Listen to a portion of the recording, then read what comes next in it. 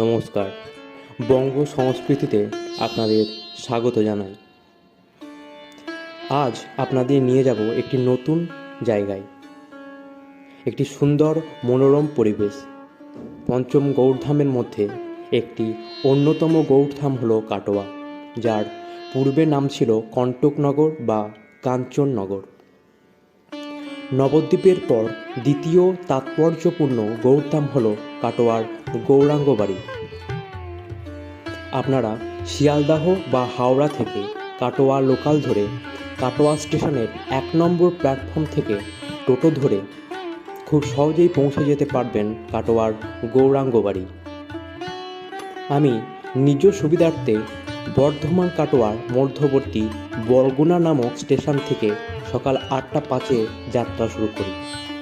চারিদিকের মনোরম দৃশ্য দেখতে দেখতে যখন কাটোয়া স্টেশনের 6 নম্বর প্ল্যাটফর্মে এসে পৌঁছাই, তখন ঘড়ির কাঁটার সময় 8টা 50। তারপর ওভারব্রিজের ওপর দিয়ে 1 নম্বর প্ল্যাটফর্মে এসে 2 মিনিট পায়ে হেঁটে টোটো ধরে মাত্র 10 টাকার বিনিময়ে পৌঁছালাম কাটোয়ার গৌরাঙ্গ বাড়ি।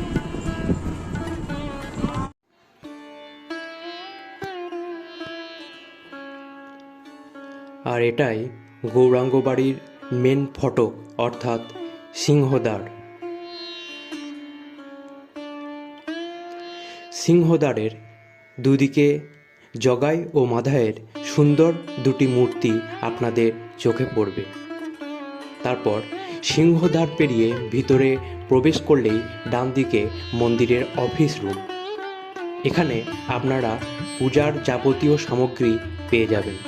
প্রায় 550 বছরের পুরনো এই মন্দির। যে সিংহদ্বার পেরিয়ে আমরা ভিতরে প্রবেশ করলাম, সেটি যে ব্যক্তি কর্তৃক নির্মিত তার নামাঙ্কিত একটি প্রস্তর ফলকও আপনাদের চোখে পড়বে।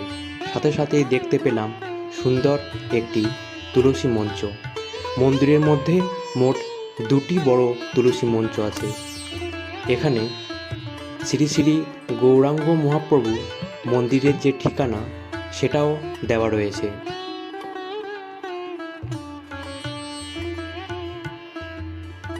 সামনে 2 পা এগুলেই এই সেই স্থান যেখানে মহাপ্রভুর কেশের সমাধি দেওয়া হয়েছিল, এবং একই সাথে দাস গদাধর ঠাকুরের পূর্ণ সমাধিও রয়েছে এখানে।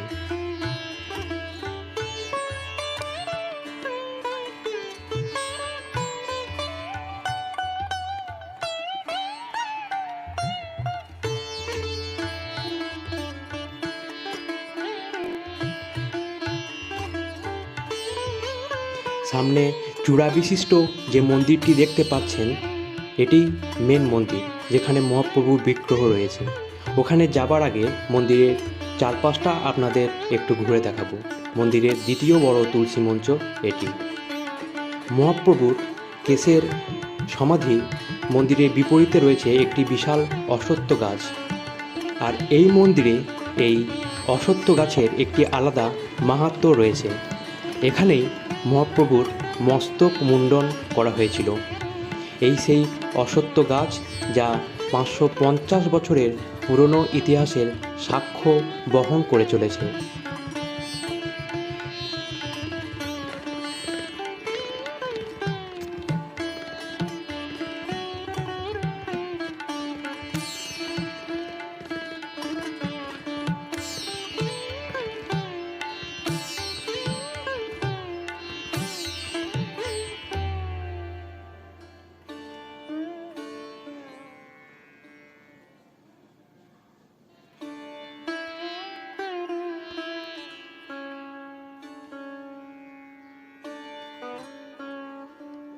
তো মেন গেট থেকে বাঁ দিকে প্রবেশ করলে দেখতে পাবেন শ্রীকৃষ্ণ চৈতন্য নাম প্রকাশের স্থান ও কেশব ভারতী মহারাজের পূর্ণ সমাধি।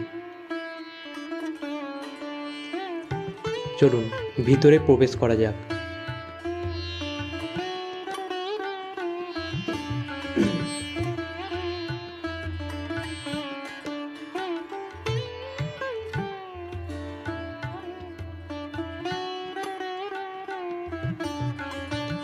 এটি সেই স্থান, অর্থাৎ শ্রীকৃষ্ণ চৈতন্য নাম প্রকাশের স্থান। এখানেই মহাপ্রভু সন্ন্যাস গ্রহণ করেছিলেন। আর একই সাথে এখানে রয়েছে শ্রীপাদ কেশব ভারতীজি ও শ্রীমান মহাপ্রভুর পদচিহ্ন।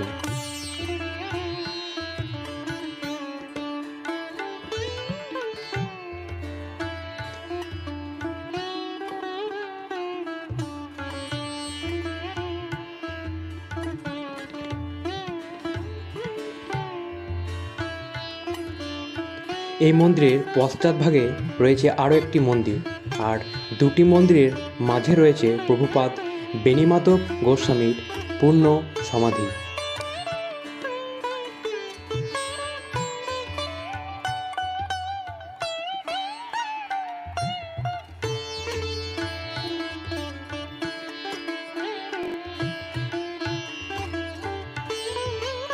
আর এটি সেই মন্দির যেখানে রয়েছে শ্রীপাদ কেশব ভারতীজির পূর্ণ সমাধি।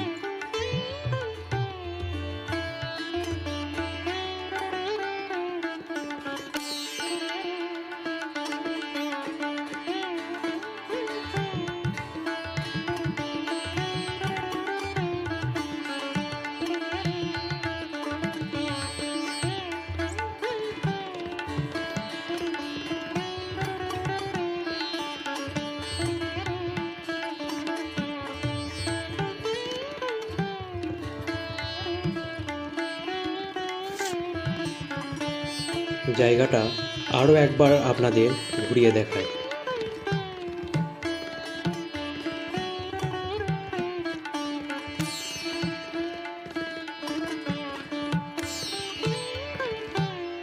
এখান থেকে বেরিয়ে আমরা পৌঁছলাম মন্দিরের রন্ধনশালায়।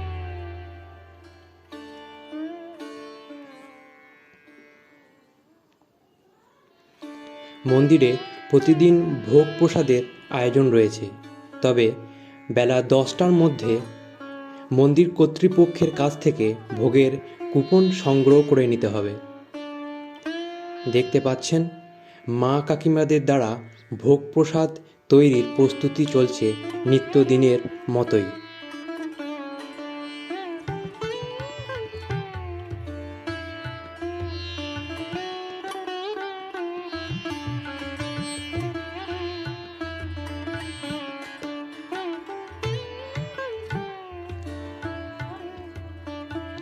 রন্ধনশালা থেকে বেরিয়ে মেন মন্দির যেতে আপনাদের চোখে পড়বে মন্দিরের কিছু কাহিনী, যা পটের আকারে লিপিবদ্ধ, এবং সেই সব আচার্যগণের নাম যারা শ্রী শ্রী ভাগবত পাঠের নিত্য সেবায় অংশগ্রহণ করেন।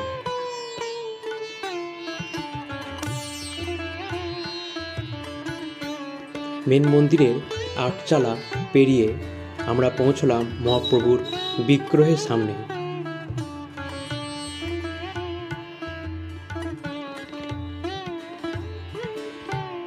এই মুহূর্তটা ছিল অসাধারণ। দেখুন কি সুন্দর বিগ্রহ। মন্দিরে এরই মধ্যে নিত্য পূজাও শুরু হয়েছে।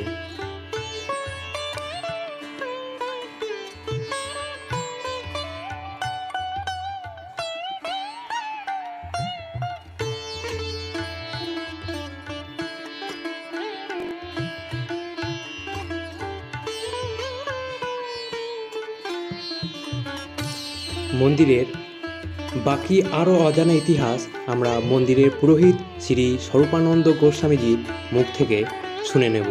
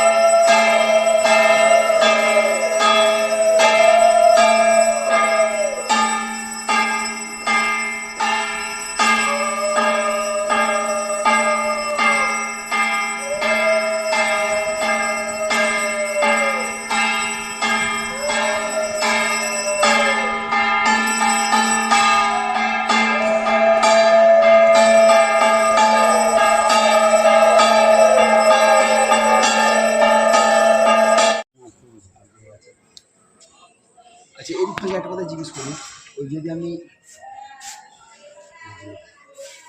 মহাপ্রভু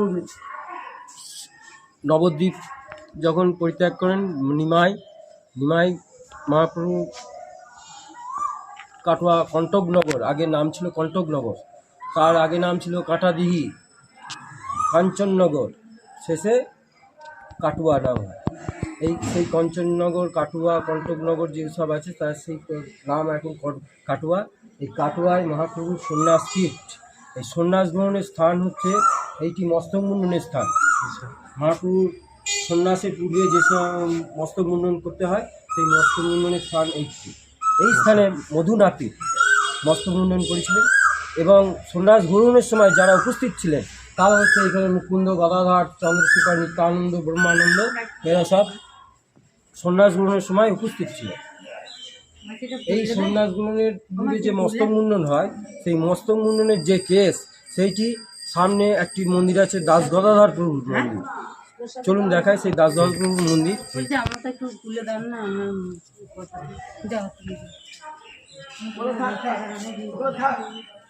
এইটি হচ্ছে দাস গদাধর প্রভুর পূর্ণ সমাধি।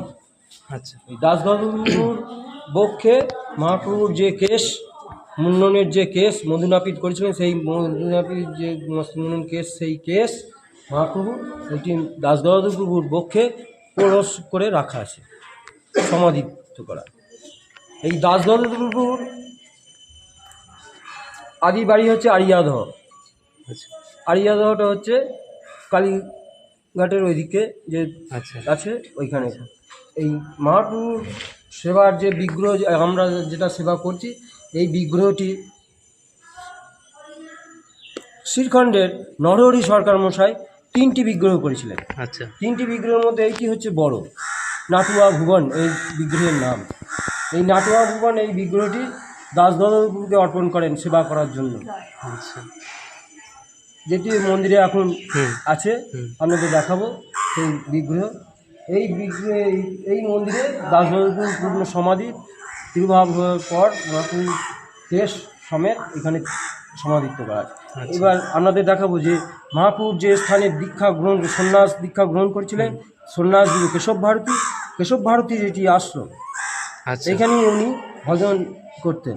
এই আগে ছিল এটা বন জঙ্গলে ভরা এবং তার কর্ণকুটির, সেই দেখাবো, চলুন আসুন।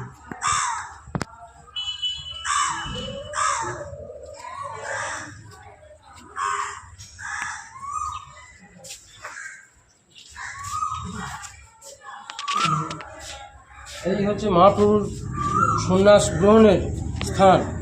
শ্রীকৃষ্ণ নিমাই থেকে শ্রীকৃষ্ণ চৈতন্য যে নাম প্রকাশ হয় সেই প্রকাশের স্থান এইটি। মহাপ্রভুর পদচিহ্ন, মহাপ্রভুর গুরু সন্ন্যাস গুরু কেশব ভারতী তার পদচিহ্ন, এবং যিনি মস্তক মুন্ডন করেছিলেন মধুনাপিত তার অস্থি সমাধি আছে সামনে। আচ্ছা, ইনি ওই মধু নাপিত থেকে উনি তো আর মহাপ্রভুর কেশ মুন্ডন করার পর উনি আর বলেছিলেন আমি আর কারুর মস্তক মুন্ডন করবো না, কারুর আর করবো না। সেই থেকে উনি মহাপ্রভু বলেছিলেন তোমাকে আর কারুর কিছু করতে হবে না, নাপিত যে কর্ম সেই কর্ম আর তোমাকে করতে হবে না, তুমি আজ থেকে মধু ময়রা হবে, মিষ্টান্ন তৈরি করবে, সেই থেকে মধু ময়রা হয়ে যাবে। আচ্ছা, এবার যে আপনাদের আরেকটি স্থান দেখাবো সেটা হচ্ছে মহাপ্রভুর সন্ন্যাস গুরু কেশব ভারতী, তার এই স্থানটি হচ্ছে তার ভজনস্থলী। আচ্ছা, এই ভজনস্থলী হচ্ছে এদিকে আছে।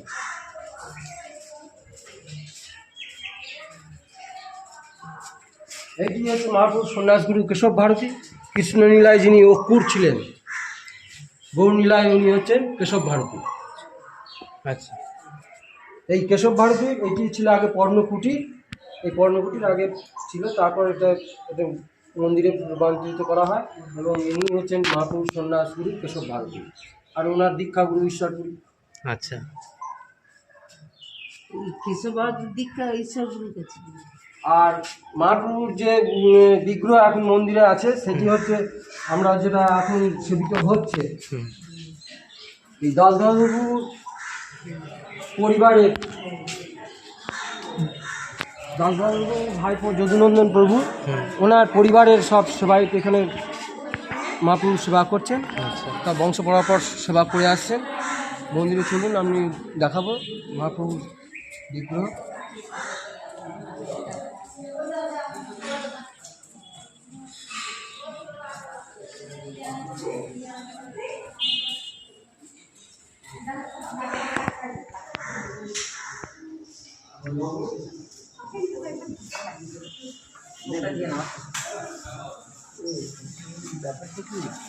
এইটি হচ্ছে মহাপ্রভুর সেবিত মূর্তি দাসধর প্রভু।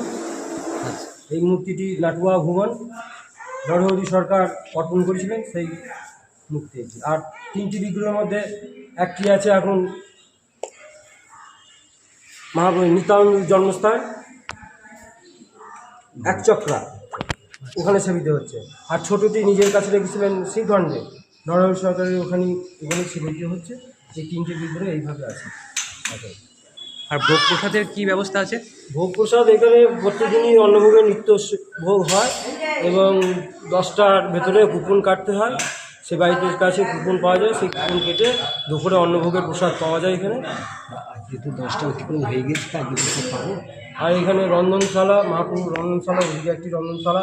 বাৎসরিক উৎসব যেসব হয় এখানে বোর্ড দেওয়া আছে, বোর্ডে দেখতে পাবেন সব বাৎসরিক উৎসবের। আপনার নাম? আমার নাম স্বরূপানন্দ গোস্বামী, মহাপ্রভুর একজন সেবায়েত এবং মহাপ্রভুর সেবক। আচ্ছা, ধন্যবাদ। জয় জয় জয়। জয় জয় জয় জয়।